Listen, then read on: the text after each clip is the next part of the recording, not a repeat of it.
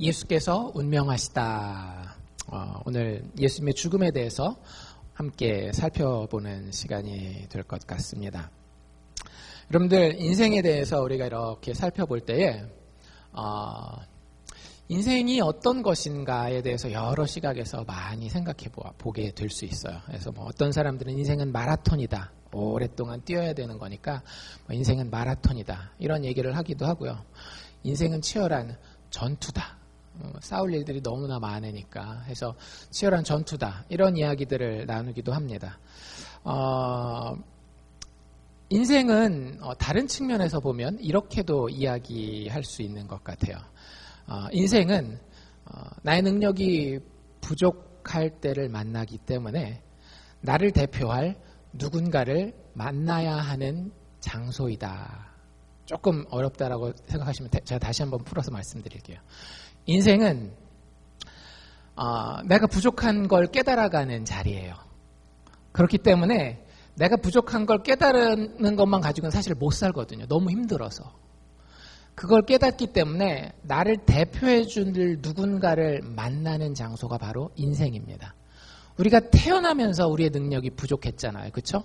그래서 누구를 만났어요? 우리를 대표할 우리의 부모님을 만났잖아요. 여러분들 태어나서 여러분들 출생신고서에 여러분들이 사인하신 분 계세요? 없잖아요. 다 누가 사인했어요? 여러분들을 대표해서 여러분들 부모님이 사인을 해요. 내가 꽤 큰 것 같아도 법적으로 보니까 최소한 얄짤없이 만 18세까지는 나를 대표하는 누군가가 있어야 세상을 조금 살만하더라고요. 얼마 전이 아니죠. 사실은 거의 벌써 1년이 넘어갔는데 작년 이맘때 저희 아이가 재판정에 간 적이 있습니다. 재판을 받으러.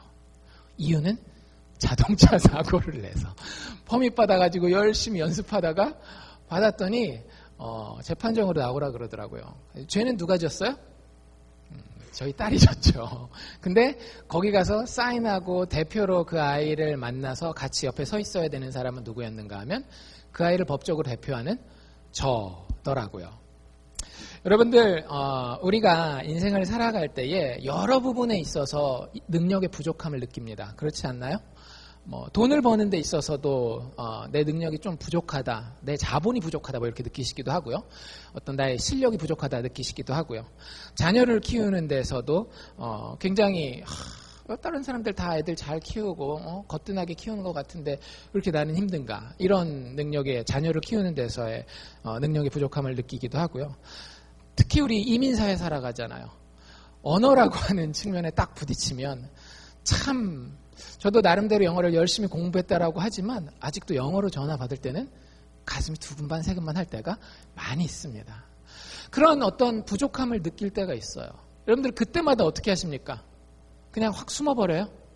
그럴 수 없잖아요. 내가 어릴 때는 그게 가능해요. 내가 어릴 때는 그게 가능하지만 여러분들이 이제 나이가 드시고 어느 정도 자라보면 인생이라고 하는 그 장소는 어떤 장소인가 하면 나의 능력이 부족한 가운데에 그 능력이 부족한 나를 대신해서 서 있어야 할 누군가를 만나야 되는 장소구나라는 것을 깨닫게 됩니다. 여러분들, 그 영어 서류 그거 내가 처리해야 되는데 아는 사람들은 너무 쉽게 처리해요. 근데 여러분들 모르시면 어때요? 그게 영주권에 대한 서류가 되었건 세금에 대한 서류가 되었건 부동산 관련된 서류가 되었건 모르면 어떻습니까? 너무너무 막 답답하고 때로는 두렵기도 하고 그러면서 누구를 대표로 세워요? 변호사나 부동산 중개업자를 대표로 세워서 여러분들 그 인생을 한 단계 또 그 다음 단계로 넘어오시지 않으셨어요? 자녀를 키우는 것도 마찬가지죠. 어려서는 내가 다 할 수 있을 것 같았는데 애부터 일단 낳고 보니까 몸조리부터가 안 되는 거예요. 주변에 이웃이 도와주던지 어머니나 아니면은 친척이 도와주던지, 그리고 그거 이제 낳고 나면 이제 이놈이 이제 걸어 다니고 말게 알아다니면 다 될 것 같았는데 애가 학교 다니고 하면 어때요? 혼자서 다 할 수 있던가요? 아니잖아요. 왜 그렇게 딴 사람들 말은, 친구들 말은 그렇게 잘 들으면서 부모 말만은 그렇게 안 듣는지. 그래서 어떻게 해요? 선생님들 갖다 붙이잖아요. 과외 선생님들 붙이고 어디 좋은데 있다 그러면 거기 보내서 배우고 오게 하고. 그게 다 인생이에요. 인생이라고 하는 것은 나의 능력의 부족함을 깨닫는 가운데에 나를 대표할 누군가를 만나는 자리, 그게 바로 인생입니다. 여러 가지 측면에서 생각해 볼 수 있지만 여러분들 이렇게 생각해 보는 건 굉장히 중요한 시각이에요. 왜냐하면 그걸 깨닫는 사람들은 죽을 때에, 내가 이 육체의 생명을 뛰어넘지 못할 때에 그 죽음 너머의 소망을 바라볼 수 있는 사람이 될 수 있기 때문에, 아, 인생은 원래 능력이 부족한 거구나. 그래서 나를 대표할 수 있는 누군가가 필요하구나. 내가 죽을 때에 내 죽음을 극복할 수 없구나 라고 생각되는 때에 나의 죽음의 문제를 극복해 줄 대표자가 누구일까를 생각하게 되고 그것을 준비하게 되는 자가 바로 예수 믿는 자입니다. 인생을 그렇게 바라볼 수 있기 때문에. 여러분들, 구약 성경에서부터 지금 우리가 읽고 있는 마가복음까지 쭉 계속해서 이야기하고 있는 게 뭐냐면, 인간에게는 문제가 있고 그 문제 해결을 위해서는 하나님이 우리의 인생에 보내주실 대표자가 필요하다라고 하는 거예요. 여러분들 한번 깊게 생각해 보실 수 있기를 바랍니다. 인생을 나 혼자 내가 생각하고 나의 능력으로 살 수 있다라고 생각하신다면요, 여러분들 제가 단언할 수 있습니다. 아직 철들지 않으신 겁니다. 인생은 절대 혼자 살아갈 수 없고요. 좋은 대표자를 가질 때에 비로소 제대로 된 궤도에 들어오게 돼요. 많은 경우에 여러분들 우리 미국과 한국의 이혼율을 알고 있잖아요. 결혼하면 어떻게 된다라고요? 두 쌍 중에 한 쌍은 갈라선다라고요. 왜? 미워해서 결혼했기 때문에? 아니요. 사랑한다라고 해서 결혼했음에도 불구하고 내 힘으로 얼마든지 할 수 있다라고 생각했는데 확률적으로 봤을 때 두 쌍 중에 한 쌍은 어떤 거예요? 자기 능력으로 감당하지 못하는 거예요. 그런 부부들 중에서 살아나는 부부들이 있더라고요. 어떤 부부들인가 하면 자기들 능력대로 안 되는 줄 알고요, 와서 상담을 받는 부부들이 있어요. 그 목회자들, 이제 제 주변에는 목사님들 친구분들이 많으니까 목회자들 상담이 됐건 아니면 안 믿는 사람이면 그냥 상담가들 있잖아요. 상담가들을 찾아가서 부부 상담을 받건, 우리 부부의 대표를 남편이나 아내가 하지 않고 그보다 더 큰 권위에게 우리의 가정의 대표를 맡기겠습니다 라고 이야기를 해서 굉장히 그 과정이 오래 걸리고 힘들긴 하지만 살아나는 과정들을 많이 보게 되었습니다. 여러분들, 그게 우리의 인생과 많이 비슷하다라고요. 성경이 그래서 계속해서 이야기하는 게 뭐냐면, 인생은 뭔가 문제가 있고 부족한데 그 부분을 하나님이 채워주겠다라고 하는 거예요. 그 부분을 하나님이 채워주지 않으면 우리의 인생은 참 어렵게 돼요. 우리가 조금 이따 보게 되겠지만 참 힘든 인생을 살 수밖에 없습니다. 내 인생을 내가 대표하려고 하는 것이 얼마나 힘든 것인지 때로는 우리가 그것조차도 인식도 못하고 그 어려움 가운데에서 진흙탕을 굴러가면서 살아가는 경우들이 참 많이 있더라고요. 근데 여러분들 걱정하지 마십시오. 하나님께서 우리에게 길을 열어주셨어요. 하나님은 우리가 진흙탕 가운데서 굴러다니면서 돼지처럼 살기 원하시지 않으세요.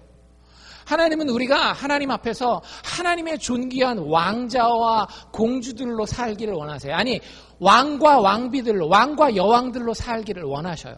그것이 하나님이 우리를 만드실 때에 우리만은, 인간만은 하나님의 형상대로 만든 이유예요. 그냥 아무렇게로 그러다가 소망 없이 능력 없는데 거기서 빠져나올 길이 없어서 그렇게 비참하게 살도록 우리를 만들지 않으셨더라고요. 처음에 우리가 넘어질 때부터 하나님께서는 창세기 3장 15절에 이야기한 것처럼 여자의 후손을 통해서 우리의 인생이 부족하고 넘어질 때에 우리를 대표해서 그 인생의 자리에서 영광스러운 승리자로 살 수 있도록 하나님은 처음부터 약속해 주셨어요. 창세기 3장 15절이 뭘 이야기를 하고 있습니까? 여자의 후손이 와서 너희가 싸워야 하는 그 뱀의 후손의 머리를 밟아 짓누를 것이다 라고 이야기하지 않나요? 여러분들이 인생에서 싸워야 되는 대상들이 있을 거예요. 나의 못난 습관일 수도 있고 내 주변에 어떻게 극복할 수 없는 어떤 사람일 수도 있어요. 그리고 어떤 경제적인 외부적인 환경일 수도 있다라고요. 우리는 그 가운데에 늘 나의 능력의 부족함을 느낍니다. 그리고 어떻게 살아가요? 나이를 먹어가면 먹어갈수록 쉽게 얘기하자면 꿈을 포기하고 살아요. 인생이 그렇지 뭐 그냥 이 정도만 살면 되지. 여러분들 그렇게 살지 마십시오. 여러분들 그렇게 살 때 여러분들 마음 가운데 깊은 아픔이 있을 거예요. 알지 않으세요? 내 인생이 이것밖에 안 되나? 라고 하는 그 아픔이 있을 거라고요. 있을 수밖에 없어요. 왜?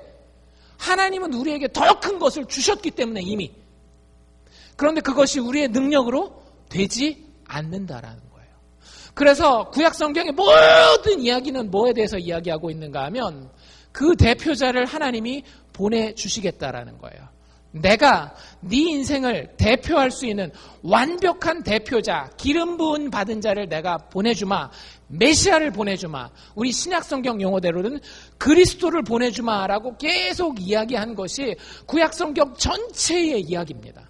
그리고 마침내 우리가 복음서에 들어와서 누구를 만나게 돼요? 그 대표자를 만나게 되는 거예요.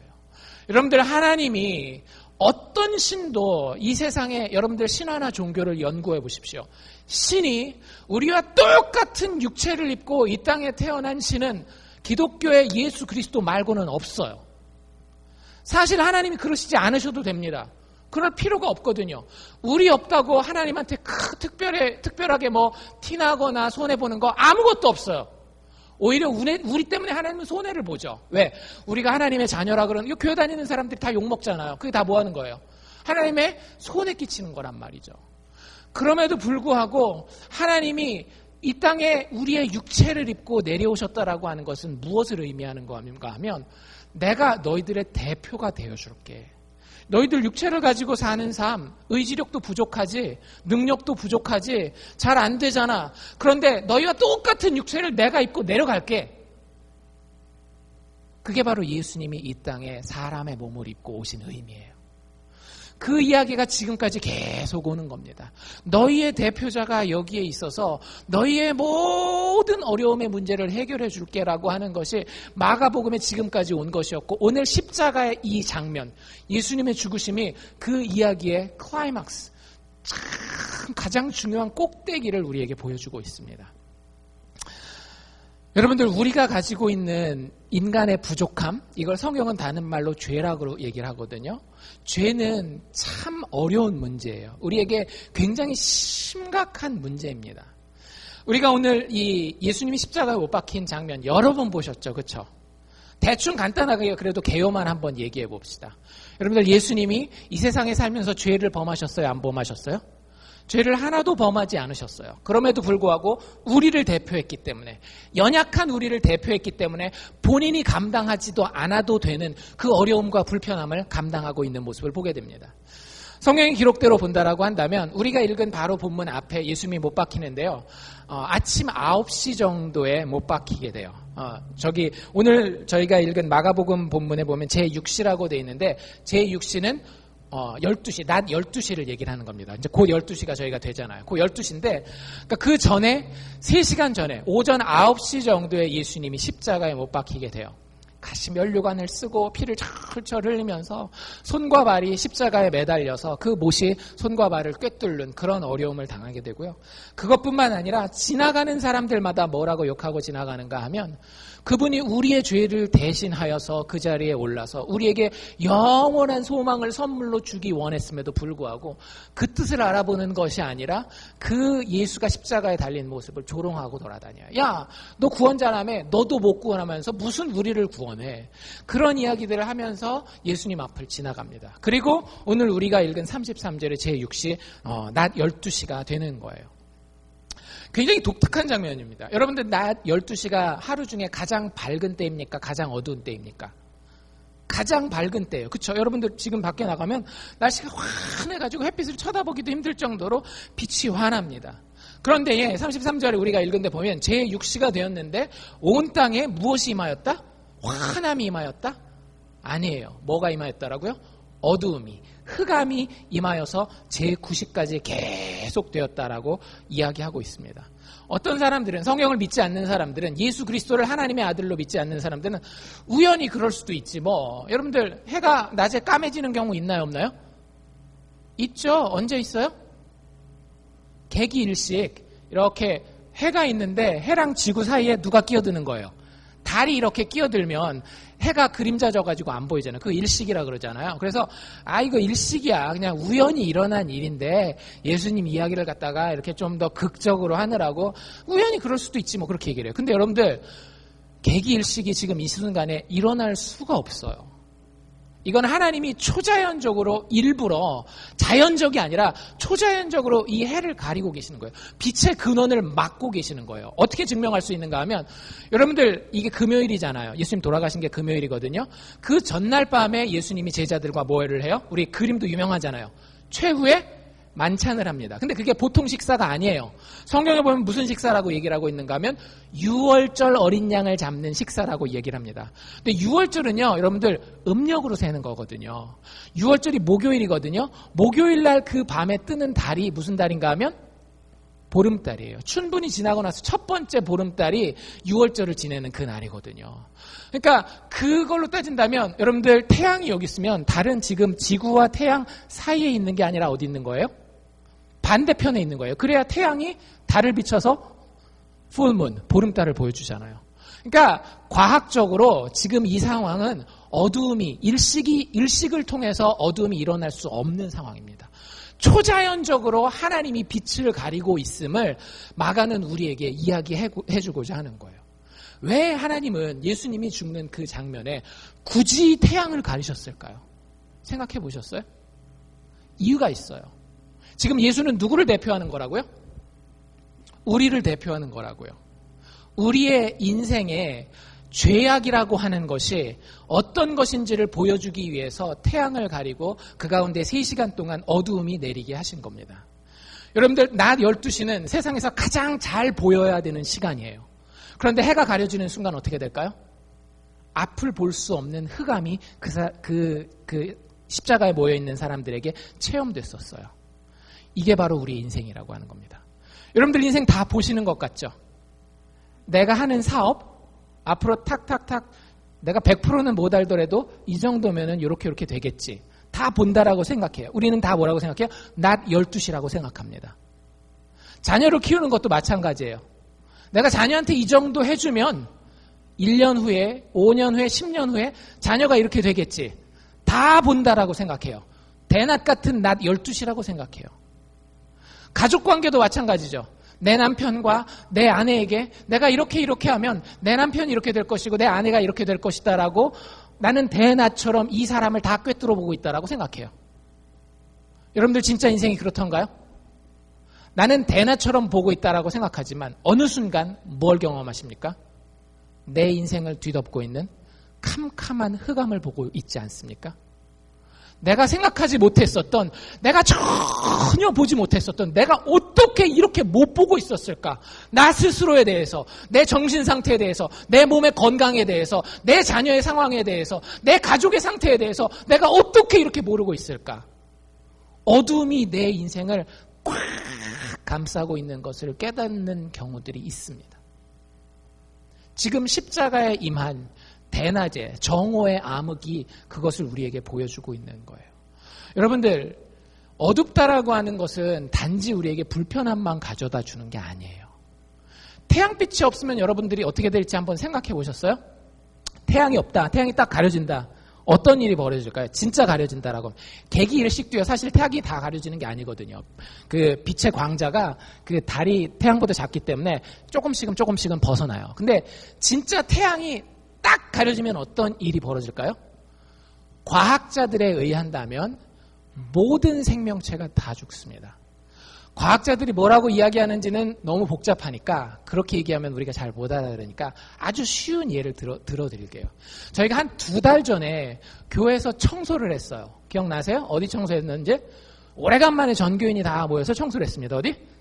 놀이터를 청소를 했어요. 그때 청소하신 분들 엄청 고생하셨어요. 왜냐하면 놀이터 가보신 분들은 알겠지만 얼마 안 되잖아요. 얼마 안 하니까 금방 할 줄 알았는데 한 2시간 가까이 했나요? 2시간 정도 해서 봉투를 이만한 까만 봉투를 한 40개 좀 넘게 만든 것 같아요. 그래서 그거를 탁 해가지고 송장로님 차랑 해가지고 실어가지고 시에서 가져가라고 저쪽 잔디 있는 데다 갖다 놨어요. 근데 그때 이 여러 가지 기념일이랑 이런 거 쉬는 날이랑 겹쳐가지고 한 3, 4주 거의 한 달 가까이를 갖다가 시에서 치워가질 않았습니다.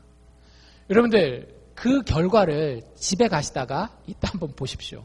저희 입구 2군데 있잖아요. 이쪽으로 나가시다가 오른쪽에 보면 여기에 그 봉투가 있었구나 쉽게 알 겁니다. 어떻게 알까요? 와, 그거 가지고 간 그 다음날 제가 이렇게 봤거든요. 진짜 여러분들 지금도 잔디 깎고 있잖아요. 여름 되면은 잔디가 인간이 이길 수가 없어요. 아무리 깎아도 2주 만에 막 깎아도 막 이만큼씩 막 올라오잖아요. 근데 거기도 잔디가 무성한 데거든요. 사실은 저희가 한 3, 4주 동안 그 까만 비닐봉투 딱 놔뒀는데 그거 딱 들었는데 정말로 직사각형으로 길게 네모나게 쫙 잔디가 다 죽었어요. 여러분들 상식적으로 전 굉장히 놀랐어요. 처음에 아무리 그래도 그렇지 그것 좀 넣는다고 빛도 좀 들어가고 그러지 않을까 이렇게 생각했는데 진짜 가면서 보세요. 놀라울 정도로 그 봉투 놓은 데가 그 흑색 있잖아요. 흑색으로 쫙 됐어요. 지금 또 치웠다고 막 잡초들이랑 잔디들이랑 올라오는 거 그거 보세요. 얼마나 신기한지. 제가 드리려고 하는 말씀은 이거예요. 여러분들 빛이라고 하는 것은 우리에게 생명을 가져다 줍니다. 빛이 없으면 모르지만 서서히 죽어가요. 처음에는 잘 모르죠. 그렇죠? 만약에 거기다가 봉투 놓고 한 이틀 만에 치웠으면 아마 그런 거 몰랐을 거예요. 그런데 한 3, 4주만 딱 놔둬보니까 어때요? 빛으로부터 단절된 그곳에는 뭐가 없다? 생명이 없는 거예요. 여러분들 우리의 인생도 똑같습니다. 우리의 인생에 그런 영적인 어두움이 임할 수 있어요. 그런 영적인 어두움을 성경은 뭐라고 이야기하는가 하면 한 글자로 죄라고 이야기를 합니다. 죄가 뭔지 제가 여러 번 설명드리지만 다시 한번 설명드릴게요. 여러분들 죄는 하나님에게서 멀어지는 것입니다. 하나님에게서 등을 돌리는 거예요. 하나님은 빛이시거든요. 하나님은 생명의 근원이에요. 여러분들이 뭘 경험하고 뭘 공부했건 상관없이 진리는 이거예요. 하나님이 빛이시고 생명의 근원인데 그것으로부터 등을 돌리는 것을, 그것으로부터 멀어지는 것을 성경은 죄라고 이야기하고 있어요. 여러분들 인생을 지금까지 어떻게 살아오셨습니까? 정말 하나님과 친밀하게 늘 하나님을 바라보면서 살아오셨습니까? 아니면 하나님으로부터 등을 돌리고 하나님으로부터 멀어지면서 살아왔습니까? 많은 분들은 제가 이런 얘기를 드리면 그래 세상에 그렇게 방탕하고 타락하고 엉망으로 인생을 사는 사람들, 그 사람들 하나님으로부터 떠난 죄인들이지라고 생각해요. 그렇지 않다니까요. 여러분들 우리가 등을 돌려서 바라보는 것들은 다 나쁜 것들이 아니에요. 하나님이 여기 있음에도 불구하고 하나님이 좋다라는 것에 대해서 마음으로 깊이 늘 묵상하고 새롭게 하지 않기 때문에 돈이라는 것이 나타났을 때에, 나의 가정이라고 하는 것이 좋게 보일 때에, 나의 자식들이, 나의 건강이 참 귀하게 보일 때에 그쪽을 향해서 나도 모르게 걸어가고 있는 거예요. 많은 경우에, 심지어는 교회 안에 있음에도 불구하고.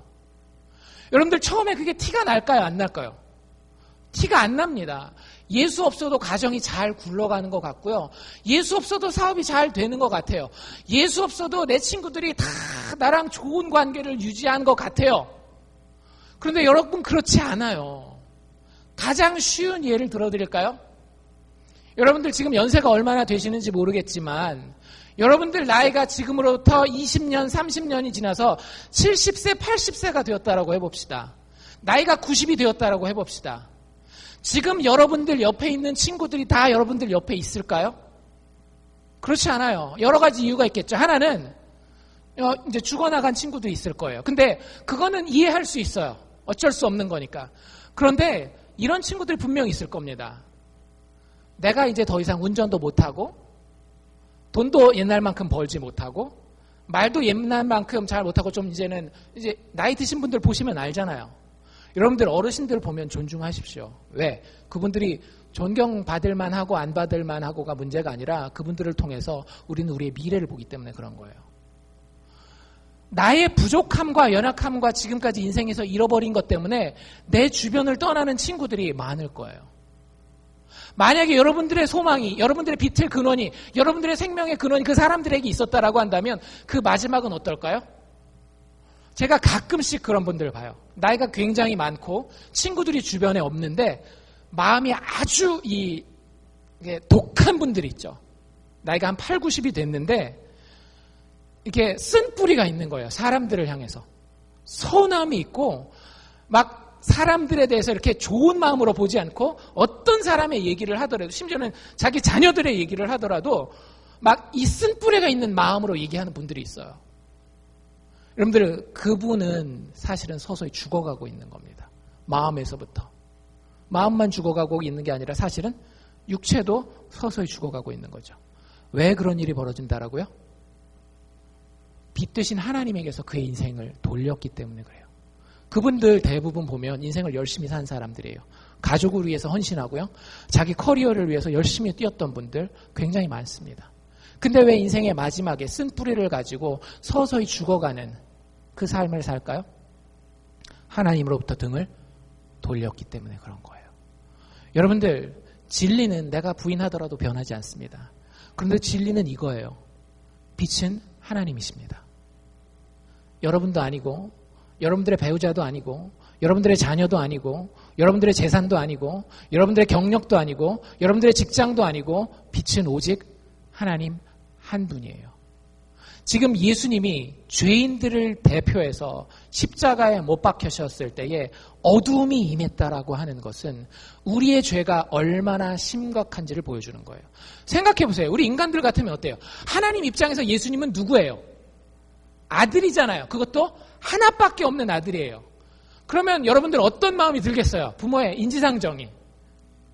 아무리 죄인들을 대표했다 할지라도 조금 봐주고 싶은 마음이 들지 않겠어요? 그런데 지금 어떻게 되고 있어요? 봐주는 게 보입니까? 안 보입니까? 눈꼽만치도 보이지 않아요.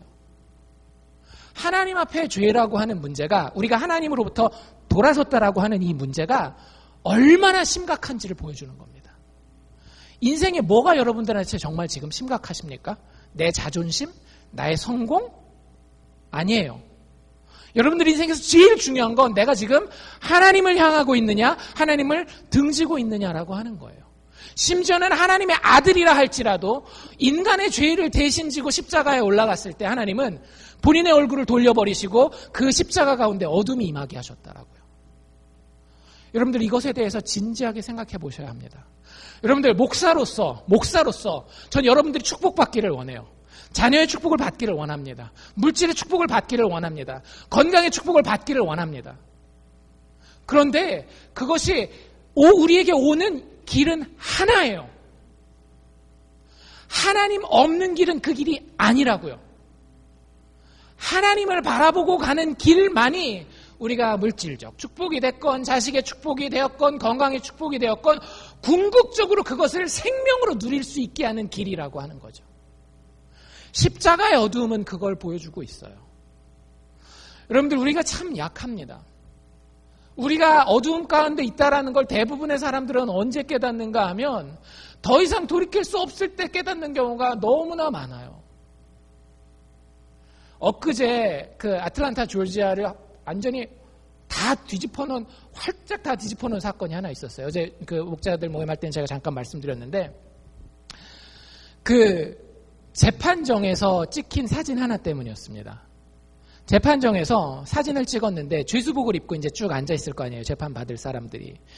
그래서 그 중에 한 여자한테 카메라를 이렇게 쫙 갖다 댔어요. 그런데 그 여자가 이렇게 좋아요, thumbsup을 갖다가 탁 올려주면서 얼굴을 환하게 웃었습니다.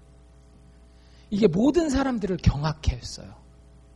이 여자가 거기 왜 앉아 있었는가 하면 그 전날 목요일 날 경찰이 그 집에 들어가서 발견한 게 뭐였는가 하면 한 남자와 4명의 아이의 시체, 그리고 나머지 살아있는 아이 하나는 칼에 찔려서 사경을 헤매는, 이 여자는 그 남자의 아내였고 그 아이들의 어머니였어요. 이게 사람들이 완전히, 이게 사람을 죽이고 법정에 나왔는데, 그리고 그 사람이 뭐까지 하는가 하면 막 법정 바닥에 무릎 꿇고 앉아가지고 막 이러고 있고, 쉽게 얘기하자면 어떤 상태예요? 정신이 나간 상태. 여러분들 제정신으로 자기 남편 죽이고 자기 애 5인데 그중에 4명 칼로 찍어 죽이고 나머지 1명도 거의 힘들 정도로 그렇게 만들어 놓는다라고 하면 그건 제정신이 아닌 거예요. 근데 더 이 사람들을 놀라게 하는 건 뭐냐 하면은요, 여러분들 그런 사람이면 어떤 사람일 거라고 생각하세요? 사이코패스. 저 사람은 아주 그냥 속에서부터 아주 악독함을 가지고 그렇게 태어나서 그렇게 살아온 사람이라고 생각하기가 쉬워요. 아니에요. 우리랑 굉장히 비슷한 상황이에요. 그분이 이민자거든요. 근데 영어를 할 줄 몰라요. 전혀. 그분이 미국에 와서 살면서 본인의 삶에 가장 기둥 같았고 가장 위로가 됐던 사람이 누구였는가 하면 그때까지 같이 살던 자기 아버지였어요. 시카고에 살다가 그 다음에 이제 아틀란타로 이사 온 지 그러니까 몇 개월, 몇 년 이렇게밖에 안 됐는데 아버지랑 사는 동안에 이웃들이 늘 이 여자에게 했던 평가는 뭐였는가 하면 참 평범하고 그리고 착한 5명의 아이를 잘 돌보는 평범한 어머니였다라고 하는 거예요. 그런데 이 여자에게 변화가 있기 시작합니다. 언제부터? 몇 개월 전에 아버지가 돌아가셨어요. 아버지가 돌아가셨어요. 말도 안 통하는 남의 나라에서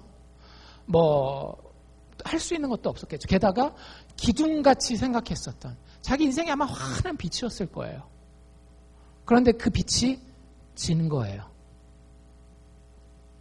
그리고 나서 동네 사람들이 그때부터 이 여자가 조금씩 미인하다라는 표현이 있죠. 영어에서. 좀 못돼지고 좀 앙칼지고 날카로워졌다 그러더니 결국에는 사고를 친 겁니다. 제정신으로요? 아니요. 이건 진짜 제정신이 아니에요. 그 사람이 악하고 안 악하고의 문제가 아니라 자기가 감당할 수 없는 어두움을 체험한 겁니다. 정신병원 의사들은 그걸 정신병이라고 이야기할 거고요.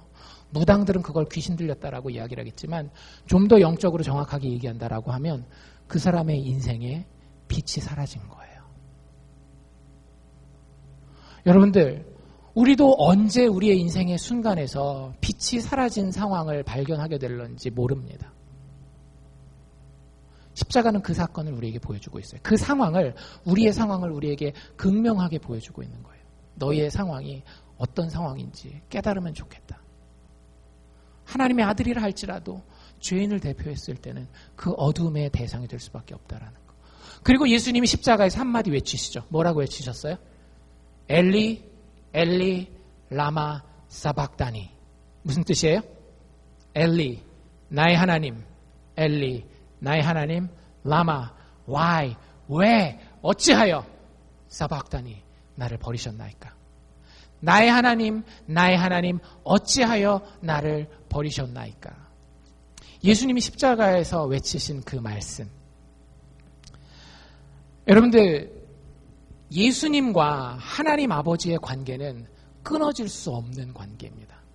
예수님이 십자가에 달리는 게 힘들었을까요? 안 힘들었을까요? 힘들었겠죠. 왜? 여러분들 손 갖다 놓고 맨손에다가 못으로 박아보세요. 힘들겠어요? 안 힘들겠어요? 힘들 수밖에 없는 거예요. 육체적으로 힘들고, 또 제자들은 어떻게 했어요? 여러분들 아까 우리가 읽은 데 보니까 40절, 41절에 누구밖에 안 남았어요? 예수님 옆에. 여자들밖에 안 남았어요. 그 당시에 인구로 치지도 않던 여자들밖에 안 남았어요. 남자는 사실은 딱 한 명 남아있었습니다.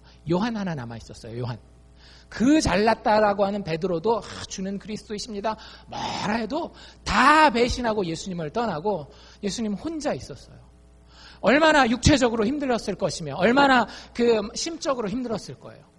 근데 예수님이 십자가에서 하신 말이 발, 손 이러지 않으셨더라고요. 야, 이 배신자들 이러시지 않으셨더라고요. 뭐라고 이야기하셨더라고요? 나의 하나님, 나의 하나님 어찌하여 나를 버리셨나이까. 죄의 근거가 뭔지를 다시 한번 보여주는 거예요. 죄라고 하는 것은요, 하나님으로부터 끊쳐짐을 당하는 겁니다. 하나님 아버지와 아들 예수 그리스도는 영원 전부터 영원 후까지 여러분들이 얼마나 남편을 아내를 사랑하든지 간에 여러분들이 얼마나 자녀를 사랑하든지 간에 그 사랑보다도 더 깊고 더 끈끈하게 영원 전부터 한 번도 그 사랑의 관계가 끊어지지 않고 헤어지지 않고 여기까지 온 거예요. 그런데 우리의 죄의 문제 때문에 십자가에서 잠시이긴 하지만 그 관계가 끊어진 겁니다. 상상이 되십니까? 심리학자들이 인간이 인생을 살아가면서 닥칠 수 있는 스트레스의 지수를 갖다가 이렇게 매겨놔서 스케일, 이렇게 도표로 해놓은 게 있거든요. 제일 위에 뭐가 있는지 아세요? 제일 위에? 이거는 사람이 죽어도 죽기 전에는 극복이 안 되는 스트레스가 있대요. 뭐 몇 가지가 있겠지만 그것들 중에서도 제일 꼭대기에 자기 배우자의 죽음입니다. 물론 케이스 바이 케이스겠지만 특별히 어떤 케이스? 그 배우자랑 오래 살아왔을 때. 그렇지 않겠어요? 여러분들 누군가와 오래 같이 지내다가 탁 떨어진다라고 생각해 보세요. 얼마나 힘들겠어요. 여러분들이 정말 사랑하는 남편과 아내와 죽지는 않는다 할지라도 오랫동안 멀리 떨어져서 볼 수 있는 기약이 없다라고 생각하면 얼마나 마음이 아프시겠습니까? 그런데 그거에 100만 배, 1000만 배 더 큰 단절감으로 예수가 아버지로부터 떨어진 것을 경험한 거예요. 그래서 육체도 아팠고 마음도 아팠지만 그의 영혼의 아픔에 대해서 십자가에서 한마디 던지고 있는 겁니다. 나의 하나님 어찌하여 나를 버리셨나이까. 여러분들 우리의 인생에 가장 아픈 것도 이것이어야 합니다. 여러분들 인생에서 지금 뭐가 아프십니까? 경제적인 문제가 아프세요? 자식의 문제 때문에 아프세요? 나의 건강의 문제 때문에 아프세요? 나의 인간관계 친구들의 문제 때문에 여러분들 아프세요? 아픕니다. 제가 그게 없다라고 부인하는 게 아니에요. 그런데 나에게 가장 아픈 것은 뭐여야 되는가 하면 내가 하나님을 등지고 있다라고 하는 사실이어야 합니다. 내가 돈 때문에, 내가 배우자 때문에, 내가 자녀 때문에, 내가 나의 건강 때문에, 나의 육신의 재미 때문에 하나님을 등지고 있다라고 하면 여러분들 이렇게 아프게 고백해야 됩니다. 나의 하나님 어찌하여 나를 버리셨나이까. 그 죄의 근원이 나에 있음을 알고 하나님 내가 회개하고 주님 앞에 돌아갑니다. 여러분들 이것이 우리에게 주는 강력한 메시지임에 동시에 또 우리에게 주는 강력한 소망이라고 하는 사실을 발견하실 수 있기를 바랍니다. 여러분들 예수가 억지로 질질질 끌려서 지금 이 자리에 와 있나요? 그렇지 않아요. 예수님 이 땅에 내려오실 때에 아버지의 이 계획을 알고도 자원하여 내려오셨어요. 마지막 겟세마네 동산에서 기도할 때 뭐라고 기도하세요? 주여 할 수 있거든, 아버지여 할 수 있거든 이 잔을 나에게서 옮기시옵소서라고 이야기하면서도 동시에 뭐라고 이야기하셔요? 그러나 내 뜻대로 마시고 아버지의 뜻대로 하여 주옵소서라고 이야기를 합니다. 여러분들 우리가 이렇게 참 어려운 환경 가운데 죄의 환경 가운데 처해 있는데 예수님은 우리를 버리지 않고 우리를 자원해서 찾아오셨다라는 거예요. 여러분들에게 이런 친구 하나 있습니까? 여러분들이 잘 나가고 좋을 때 여러분들 찾는 친구들 말고 여러분들의 사업이 무너졌어요. 여러분들의 자녀가 너무너무 가족에게 부끄러운 일을 끼쳤어요. 내 배우자 때문에 내가 마음이 너무너무 아파가지고 부끄러워가지고 밖에 나갈 수가 없어요. 그때도 여러분 옆에 와서 여러분의 사정을 알고 여러분과 함께 울어주며 여러분이 당하는 그 고통을 대신 당할 수 있으면 어떻게 해서라도 당해주려고 하는 그런 친구가 여러분들에게 있느냐 말이죠. 그게 없으면 여러분들 인생 헛산 거 아닌가요? 나 잘난 맛에 그냥 나 늙어가다가 마지막에 노인네 냄새 풀풀 풍기다가 그냥 죽어가는 거 아니겠어요? 그건 인간다운 삶이라고 이야기할 수 없을 겁니다. 여러분들 옆에 내가 죽어갈 만한 그때에 내가 그렇게 어려움을 당하고 있을 때에 나를 위해서 같이 울고 웃어줄 그럴 친구. 하나님이 여러분들의 인생을 축복하시면 그런 사람들을 옆에 붙여주십니다. 단, 그 친구가 1차적인 친구가 아니라는 것을 기억하십시오. 여러분들에게 그 친구가 여러분들의 남편일 수 있어요. 여러분들의 아내일 수 있어요. 그런데 이런 생각 해보셨어요? 둘 중에 하나는 어떻게 해야 돼요? 둘 중에 하나는 먼저 가야 돼요. 그렇죠? 저도 처음에 결혼했을 땐 기도 제목이 뭐였더라고요? 주님, 우리 둘은 반드시 한날 한시여야 됩니다. 이게 기도 제목이었는데 나중에 기도하다 보니까 하나님 안 들어주실 수도 있겠더라고요. 누군가 하나는 가야 돼요. 하나님, 제가 진짜 농담이 아니라 굉장히 진지하게 기도했어요. 왜냐하면 너무나 사랑했기 때문에. 그 사람을 통해서 얻게 되는 그 위로와 안식과 기쁨이 너무 컸기 때문에. 근데 시간이 지나가면서 그 기도를 하나님이 바꾸시더라고요. 하나님의 뜻대로 하나님께서 이루어 주시옵소서. 누가 먼저 되든지 주님 그대로 받겠습니다. 근데 그 가운데 하나님 깨닫게 하시는 게 뭐였는가 하면, 그래 임마, 그렇게 날 봐야지. 무슨 얘기인지 아시겠어요? 여러분들, 우리에게 그 친구가 하나님의 선물이에요. 여러분들에게 정말로 인생을 완전히 다 나눌 수 있는 친구가 있다라고 하면, 그게 배우자가 되었건 자식이 되었건 아니면 밖에 있는 친구가 되었건, 그건 정말로 좋은 선물이긴 한데, 여러분들, 그 친구는 이순이라고 하는 거죠. 그 친구를 가질 수 있는 나의 그 밭, 그건 어디서 만들어지는 건가 하면 예수가 나의 그 친구가 돼야 되는 거예요. 여러분들 위해서 이미 죽어주신 분이 계시다니까요. 기꺼이 여러분들을 위해서 지금도 그 목숨을 다 들여서 여러분과 함께 그 자리에 있기를 원하시는 그 친구가 지금 여기 십자가에 달려 있어요. 내가 흘려야 하는 그 눈물, 내가 당해야 되는 그 고통, 내가 받아야 되는 그 거절과 수치를 대신 얼마든지 감당하겠다고 십자가에 자발적으로 올라가신 왕이 계시다라고요. 그게 십자가가 우리에게 주는 메시지입니다. 여러분들, 이 십자가를 바라보실 수 있기를 바랍니다. 이 십자가의 예수를 만날 수 있기를 바랍니다. 거짓이 아니에요. 여러분들이 이거 동화라고 생각하십니까? 진짜예요. 그게 마가가 지금까지 피를 토하면서 15장까지 계속 이야기하고 있는 겁니다. 그 당시 사람들에게 분명한 증거가 하나 드러났어요. 그건 뭐였는가 하면 성전의 휘장이, 커튼이 찢어진 거예요. 구약 성경의 가장 큰 이슈는 뭐였는가 하면 사람이 하나님을 만나는 거였습니다. 여러분들 다 하나님 만나고 싶죠? 아니요. 예, 여러분들, 제가 장담할 수 있습니다. 여러분들 다 하나님 만나고 싶어요. 저는 하나님도 안 믿고요. 아니에요. 다 하나님 만나고 싶어요. 하나님이라는 단어를 안 쓸 뿐이지 여러분들 영원히 행복하고 싶지 않나요? 영원히 사랑하고 영원히 사랑받고 싶지 않나요? 영원히 평안하고 영원히 안식하고 싶지 않나요? 여러분들, 그걸 우리는 신이라고 하는 개념에서 다 찾는 거예요. 사실은 신이 없으면 영원한 행복도 없고 영원한 사랑도 없고 영원한 평안도 없어요. 그냥 그렇게 살다가 고생하다 가시면 돼요.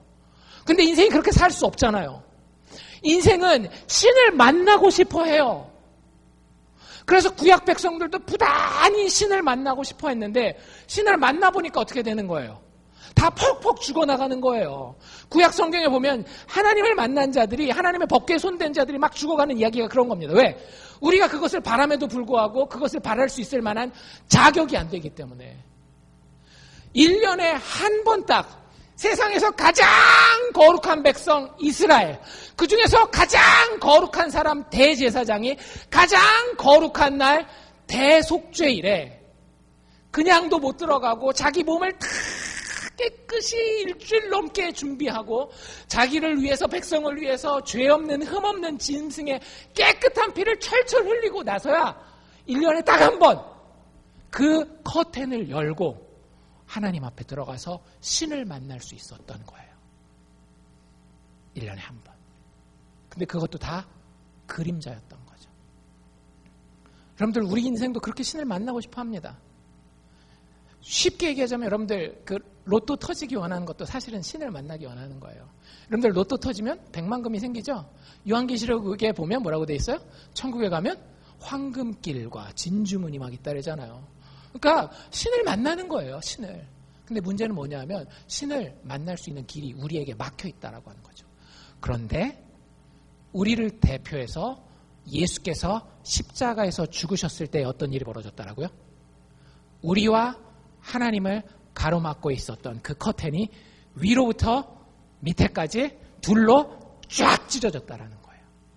그 커튼으로 막혀서 우리 인생이 캄캄했었는데 빛의 근원이신 하나님이 계시는 그곳을 향하여 길이 열렸다라고 하는 거예요. 여러분들, 그래서 예수 믿는 인생은 소망이 있습니다. 예수 믿는 인생은 빛이 환하게 비치게 돼 있어요. 왜? 예수께서 빛을 향한 길을 열어 놓으셨기 때문에. 여러분들 인생은 어떻게 살기를 원하십니까? 나도 모르는 사이에 점점 비실비실 그늘 가운데서 어둠의 영향력 가운데 생명 없이 살다가 그저 그렇게 살다가 죽는 삶을 살기를 원하십니까? 아니면 정말로 지금 내가 눈에 보이는 여러 가지 유혹들이 있지만 참 빛의 근원이 어디인지 알고 그것을 향하여 열려있는 예수의 십자가를 붙들고 그 빛을 향하여 나아가는 정말로 생명력 있는 삶을 사는 하나님의 축복받은 자녀들이 되시기를 원하십니까? 후자를 택하셔야 되지 않으시겠어요? 그 길이 열렸을 때에 예수를 통하여서 그 하나님의 존전 앞에 나아간 자들은 아무도 죽지 않았어요. 여러분들 이제는 여러분들이 예수 믿는다라고 하면 영원한 행복을 바라셔도 됩니다. 이제는 여러분들에게 예수, 십자가의 예수를 바라보는 믿음의 눈이 열렸다라고 한다면 영원한 안식을 지금부터 하나님께 구하셔도 됩니다. 하나님께서 우리의 삶을 예수 안에서 어둠에서 빛으로 완벽하게 바꾸어 놓을 것이기 때문입니다. 예수님 없이 하나님을 만나는 것은 우리에게 두려움과 의무감만 가져다 줍니다. 하지만 예수님과 함께 신을 만나는 자리는 축복의 자리입니다. 왜? 우리가 받아야 될 모든 고난과 죽음의 대가를 예수님이 십자가에서 다 치르셨기 때문에 이 십자가의 아름다움을 보고 예수 알지 못했던 이방인 로마 백부장은 저가 참으로 하나님의 아들이었도다 라고 고백하고 있습니다. 여러분들은 어떻게 고백하시렵니까? 마가복음 이제 마지막 막바지를 향해 가고 있습니다. 여러분들에게 보여진 이 예수의 모습을 통해서 여러분들은 무엇라 고백하시겠습니까? 이 사람은 참으로 하나님의 아들이었도다 라고 고백할 수 있는 믿음의 복받은 사람들 다 되시기를 주의 이름으로 축원합니다. 기도하겠습니다.